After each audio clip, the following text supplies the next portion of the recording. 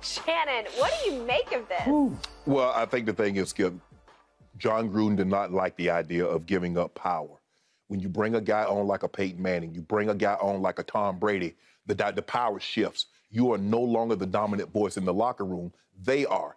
And you know, if you know anything about Jon Gruden is not ceding power to anyone. Derek Carr does not challenge the authority of a Jon Gruden like a Tom Brady would. And so it takes a special type of a coach. Now, it could possibly lead to a championship, but it takes a coach swallowing his ego, playing second fiddle, taking a back seat in order to have this dynamic on your roster. We saw John Fox do that. We saw Bruce Arians do that to a certain extent. And I still believe, along with a lot of other people, he got bumped up because that's what Tom Brady wanted. If you look at the situation, you always say, why wouldn't Kyle Shanahan, why wouldn't the Shanahans take on that? Now we, exactly. Excuse me.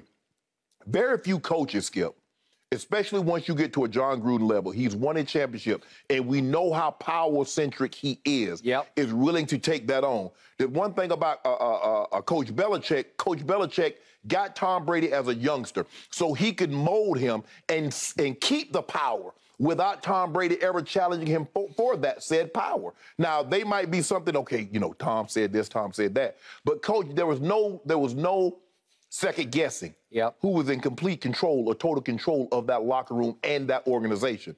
But when you bring a guy on like a Tom Brady, you bring a guy on like a Peyton Manning, John Fox basically said, okay, Peyton, take over. Call the plays. Run whatever you want to run during team and practice. You do it. Call the meeting. The schedule is set accordingly. I mean, John Fox, Peyton Manning, John Fox, Peyton. I think I'm going to let Peyton do whatever he wants to do. And even with a Tom Brady, you look at Tom Brady, whomever, Tom Brady, whomever. And I'm not so sure every coach, like, man, I'd love to win a championship, but damn, I really ain't got no say. Because they're going to have all the say. And I don't believe John... And credit. and that's exactly. You're not going to get any credit. You're going to get you'll have a championship on your resume, but you're not going to get credit for said championship. And so, Skip, look, Brady at the time, Gruden had gone 4-12, 7-9 with Derek Carr. And it could have been, it could have been Miami. You stand with Fitzpatrick and Tua. There are a lot of scenarios that's at play here. Jimmy G, I don't know definitively, but Dana White and Gronk, and we're going to talk about Gronk a little later. So, Skip, there could have possibly been some truth to this, but I'm thinking that Jon Gruden said there is no way in hell I'm ceding power to Tom Brady, because I know what comes along with that. I've been around long enough to understand who those guys. I've been in production meetings, and I know the aura that they cast on an organization, and I'm not going to be a part of that, even though there's a chance it could lead me to winning a championship. Jon Gruden was not willing to cede control to Tom Brady, and I believe that's the reason why it didn't happen. Okay. I hear much of what you say, but I'm going to go one level above all that, one big step back. My first shock of the night was that Rob Gronkowski coaxed or even goaded Dana White into telling this story on the first ever Gronkcast, running simultaneously to UFC 278 on ESPN. I guess it was 2, and some on was on ESPN. ESPN Plus and 2. Okay. My point is, I'm going to agree with the point that you have made previously on this show. I have disagreed with that point because I still believe that somewhere around November 1st, Rob Gronkowski is going to go back to being a Tampa Bay Buccaneer just when Brady needs him. Right. But this was a strong, huge indication to me that Rob Gronkowski, as you believe, is officially retired because all of a sudden he is breaking the cardinal rule of what's said in the locker room stays in the locker room because he's just wanting to out the story, right? Yeah. And it's all to promote the first ever Gronkcast, ratings-wise, bombshell-wise, publicity-wise. Because it was trending. We are talking about it to lead Undisputed on Monday morning. It trended all of Saturday night. It pretty much took over the whole night. You did. It's possible it even transcended the Usman getting knocked out with less than a minute left in the fight. One of the shocking upsets, you can make a case, it was the most shocking upset in UFC, at least, title fight history. And yet, I was just on fire with this story because of all of its ramifications. Well, why did Gronk want it out there? And then he immediately vouched for the story and validated the story and corroborated all of the points that Dana was making, to the point that I was like, that was it. Right. Because Dana had no reason to tell the story until Gronk just pushed and pushed and pushed until he said, okay, you want me to go with it? I'll go with it. I'm not so sure Tom wanted the story told. Okay, now you're to my bottom line point. I do not think Tom Brady this morning is very happy with his dear friend Rob Gronkowski, because what does this story do for Tom? Nothing. It does him no good. Right. Because all of a sudden it puts Tom back in the crosshairs. Aha! He was referring to Derek Carr. Well, I'm going to have to run with this now, because it sure sounds like it was Derek Carr. For a while, I thought it was Tua. You thought it was Jimmy G. And we went back and forth. And finally, the story just faded away because we'll never know. Right. I chalked it up and I put it in the file of we'll never know. Right. Unless Tom divulges in his autobiography or whatever. Well, at the time, Skip, it was Fitzpatrick that was starting in Miami. And Tua would later come in. Okay, but it was like he's looking down the pike at Tua like, you're going to stick with that? Right. Okay. So I'm pretty sure it's about Derek Carr now, which Derek Carr's a really good guy. Right. And I think Brady knows he's a really good guy. Right. So remember, this was in June of 2021. Brady did, and it was a little bit of a surprise to me, but he was feeling his oats after he had won the Super Bowl in Tampa. But he did LeBron's The Shop, right? Yeah. And once you get on The Shop and you are in almost a literal barber shop, you start to spill, man, and you start to get into the vibe of it, the spirit of it. And all of a sudden, he's talking about how he knows what it feels like to be spurned by someone, because he said he had a deal right at the goal line. At the last second, the plug gets pulled. But the point that Tom made on The Shop was that, let me get this out here, I got it here somewhere, was that he said there was no effing way in the end that I wanted to play for that team. Well, I'm going to have to beg to differ here. It sounds like you're just defending your pride on that issue to LeBron in The Shop. Right. Because according to Dana, it's to the 11th hour. It's he was looking for houses. Yeah, he said Tom is looking for houses. That's the quote from Dana. And Brady was already looking at houses. It comes down to the last minute, and Gruden pulls the plug. Yes. Okay? Two things could be operating. Remember, you thought Brady was about done. Bill Belichick clearly thought he was about done. Correct. Robert Kraft finally agreed with Bill Belichick that Brady was about done. Correct. And I think a lot of people around the league thought Brady was absolutely done, and they were not interested in him as a free agent, because he was free, right? Yes. Okay, so the point is that in the biggest picture, Tom is trying to back out of it when it sounds like he's looking for houses. He's going to be a Raider. Skip, you know how you get spurned. Well, I ain't want to date her anyway. That's I ain't want to date him anyway. Because they didn't choose you. All of a sudden, you didn't want anything to do with them. Okay. I think it was an incredible break for Tom Brady that Gruden pulled the plug. Right. And again, to my point, Gruden might have pulled the plug because at the last second he said, you know what? I just don't think he's that good anymore. I think he's washed up. And I'm sure Mark Davis, the owner, got all into it, and Mayock, the GM at that point, I'm assuming they got all caught up in the fact we could get the GOAT. Right. Think of the marquee value of selling the GOAT in Las Vegas. Yes, right? yes. Okay. Well, Gruden's probably saying, I don't know if I can win with the GOAT. Well, we saw what was about, we saw what happened in Tampa. But Skip, knowing Jon Gruden, you know how coaches think. They think they can win with anybody. The way I can call a game, the way I can diagram these plays, I can win. But I don't think his ego was willing to let him go that far. Okay. Because just like coaches, quarterbacks have egos, so do coaches. All right. I was there in Oakland when he attempted to coach Rich Gannon, who the year after under Callahan won the NFL MVP. Rich Gannon did. But this is the Tuck Rule year game. Right. We're leading up to that loss at New England that launched the dynasty, and it was a bogus call. But the point was that I watched Rich Gannon stand his ground against Jon Gruden, where they fought, and Rich would go right back in his face because you have to. Yes. Because Gruden was just like a so-so smaller college quarterback, but he thinks he's God of quarterbacks. He is about as hard to play for as any quarterback has ever had it for any coach to play for. And he's never coached a guy of Tom Brady's ilk. No. You don't talk to them. I mean, Rich Gannon was very good enough to win an MVP, but he wasn't Tom Brady. But here's the thing, though, Skip. When you got Derek Carr, you can coach him and say things to him that you can never say to Peyton Manning or Tom Brady.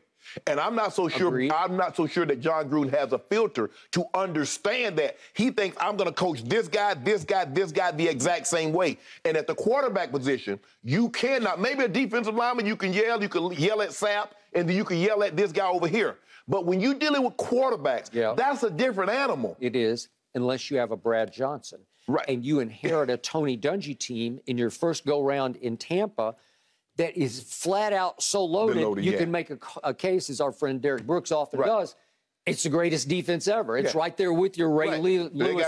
They got three Hall of Famers just sitting there on that defense. Okay, and it was special and it was spectacular. And once again, a la your Ravens team in 2000, they pretty much won with their defense. Correct. So you needed a game manager, caretaker kind of a quarterback, a veteran quarterback, Brad Johnson, who had been around and around and around the block, who could put up with Gruden, but mainly just do Gruden's bidding and keep it between the lines and keep the car on the road and the Maserati on the road. And you'll win it all. Right. And they did. And they lucked into the fact that they got to play Gruden's old team, and Gruden knew every trick in their book, right? And every play, every play. Okay? But the thing is, you said something very interesting. You said Brad Johnson can be a game manager. Tom Brady ain't being no damn game manager. No. Peyton Manning, maybe his last year, Peyton, because he was clearly wasn't the player that he was when he first got to Denver. You can be a game manager. But in this situation, Tom Brady believes he can still play. He believes he's still an elite level quarterback. So for you to go in there and say, okay, we're going to run the ball. I mean, going to run the ball, and then we're going to throw the ball a little bit on third down. We're going to play to our defense. That wasn't going to fly with him. And the way you talk to Derek Carr and, all that, those antics and the Chucky face on the sideline, that's not going to fly with Tom. You see, I believe that Tom and B.A. had conversation behind closed doors and said, bro, you keep going to the media talking about this is my fault and I did this and I did. Bro, that ain't cool with me. No. So on the shop, Brady concluded that they said they didn't want me. I know what that means. I know what that feels like. And I'm going to F you up because of that. That's Tom Brady saying that to LeBron James and company. Rejection hurt when you're the one getting rejected. So the very next year, now I look back on Bucs 45 at Raiders on a Sunday night, 45-20, and I say, aha, that's why Psycho Tom came out in that game at Las Vegas, right? Could we see the 5 touchdowns scored by Tom Brady, 4 by air and 1 via quarterback sneak? Here's the first one. He just rams it home. He's the greatest quarterback sneaker I've ever seen. He just is. And then here's the first touchdown pass. Guess who? Oh, that guy who could have been a Raider. Okay. Then here we go again. This is right at the end of the half. Remember this little special? We saw it repeated of it up in Green Bay at halftime. He hit little Scotty Miller just as time was running out. That was a rocket shot to Godwin on a rollout. You ever see Tom Brady roll out? And then another one. Woo, what a shot that was to Tyler Johnson. So he's on fire. And by the way, that's a little bit of a rub-it-in touchdown, but it made it 45-20 with what was left, like 3 minutes left in the game. Okay. That's what you got right between the eyes because he was going to F you up. Well, I'm pretty sure that video I just showed validated the fact. I think he was all about the Raiders. Okay, now let's do the hypothetical. What if it had actually happened? I don't love the chances of success because I don't love Brady with Jon Gruden, and I know John, and I just think they would have clashed mightily. And I think Tom, by midseason, would have been a very unhappy camper. And he'd have been thinking, I made a terrible decision. I made one of the best decisions by leaving New England, and I made a worse decision by coming here. He went to, Skip, I believe he went to the right situation. This was a team that was loaded with talent. My point is, to me, the Bucs were far more loaded, far more on the verge than the Raiders were at that point, right? No question. On both offense and defense. Yeah, because when I look at it, Skip, I think the best player for me was Darren Waller. And that was at the peak of his power before he got injured. He played extremely well. But when you go Godwin, you go Mike Evans, and you got Cameron Brate. They both made the Pro Bowl the year before. And you got Cameron Brate. And you still got Rojo, and they and then had you drafted your first pick in the draft is Tristan Wirth, who's arguably the best right tackle in football. Okay, so you got your cornerstone tackles left and right, Donovan Smith. And you had a defense, Skip, that was... What? You got a defense that was ready to play. Loaded. Yeah. It's seriously loaded with one of the... He's a top 2 or 3 defensive mind in football, and Todd Bowles now the head coach, obviously. But you had Todd Bowles overseeing that much ability. They were a little suspect in the secondary. Yeah, right. I just think top to bottom on defense and on offense, they're just. I think Brady would have to look at this and say better, better, better. The problem is you're going to the Succaneers, who had the single worst winning percentage as a franchise of any and all of sports going into that year. Sometimes the best decisions are the ones that's not made. But correct. I think the thing is that hurt the most, Skip, is that they told Brady no. That's what hurt. Yes, Skip, I know this is a better situation. I know I'm better. Skip, I'm better off with her. But when I wanted to be with her, she said no. Even though I'm better off right here where I am right now. No doubt. But it's the fact that someone told you no. Rejection. We've all been rejected and we've all rejected. And trust me, the rejection hurts more when you're being rejected. Skip, that's Tom Brady. I don't care what anybody said, that's Tom Brady. The greater the player, forget the greater the player or the greater the person is in said field, the bigger the ego is, be it surgeon, be it entertainer, be it actress, actor, be it professional athlete. The greater the person is in said field, the greater the ego. When, imagine, Denzel going, and I can't imagine this, but just say for the sake of argument, Denzel get the read and they say, nah, you didn't get the role. That's Denzel Mofo Washington. That's Tom Mofo Brady. And they say, nah, we good, cuz. We gonna roll with what we got. Tom said, y'all gonna keep that. That's what he said.